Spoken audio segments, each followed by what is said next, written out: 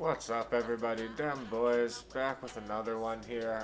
This is going to be part one of salary cap. Is it right for me? Is what we'll cover here, and then we'll cover the offensive lineup. I am not going to tell you who you should have in your lineup, although I will show you my lineup, obviously, um, and explain why, but I just kind of want to get into the thought process behind this. I also want to apologize for the people who've been waiting for this video. The support is appreciated. Shout out everyone in the Facebook group. Shout out Elite Shots, who was supposed to get a shout out, but I had to nuke the video. I've been having issues with my equipment today. 7 hours later, here we are. I'm starting over. So, should you do this, right? Is this mode right for you, and what are you, I guess, sacrificing? Um, I love it.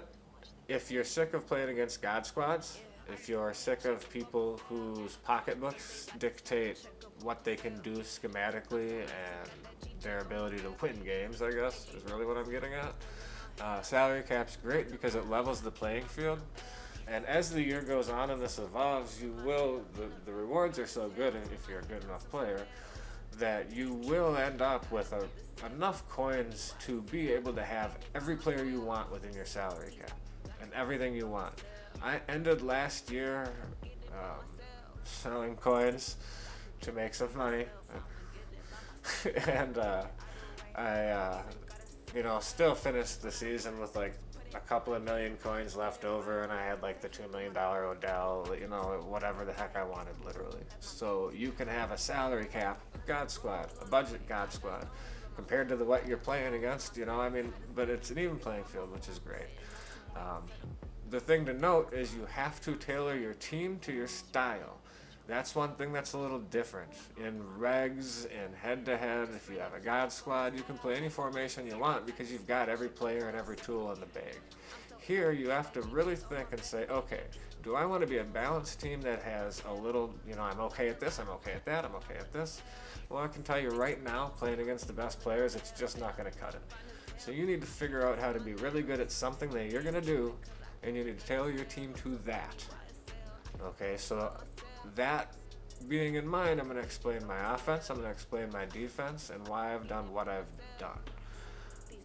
First off, ratings matter more this year than they did last year, so anyone who tells you about their experience last year and what you need to do in salary cap mode, be very weary. Offensive linemen didn't really matter. The pass rush last year was essentially we were kind of gaming the program with the shed, right? The shed was overpowered. Okay, so the stats didn't matter as much. So everybody used the same 5 linemen that were lower cap and were really good at pass blocking and had terrible run blocking, and you could still run the ball, but nobody did. Let's be honest, 70-30 pass run. Hence the total change in this year's Madden. You can see what they wanted to get away from, obviously. So, that having been said, I have 3 tight ends, and that's because I like to run a single back, one wide, and run the ball out of that stuff. And I do it enough that to me it's worth sacrificing the extra, abilities here maybe or whatever, the extra overall somewhere else. Minimum cap is 10 at most positions, at some it's 12. But I'm expending extra cap on backups, and this is a flex. You have 2 flex positions. I've chosen that as a flex, but you could also just find a 10 somewhere and stick that in a flex that you're never going to use, and that's 2 more cap that I'm really expending on the tight end position. But I have a reason, right? And that reason is this is actually the 87 overall Zeke in the fullback spot. Cohen, you've noticed my videos, I do a lot of 2 back. I want you to have a physical receiver. That's a requirement. I have 2. With all the bump stuff this year, you want a guy who can get off of that. I believe you need to have at least 88 speed. In my belief, as a minimum requirement. This is a guy I'm trying. I have not done it yet. I had a better receiver in there with similar speed. But again, you have to adjust your cap. If I want to run 3 tight ends and I want to run these 2 backs, I can't necessarily have some expensive third receiver, but I want you to have a guy with at least 88 speed. If you like to run the post to try to get behind to cover 2 and pass lead, show that in one of my videos. So also, as far as guys that you just need to have, you have to have a 4th receiver if you don't run 4 wide sets. look up Taquan Mizell. He was a running back. He's 10 cap. He can handle a drag route with a decent little jump cut.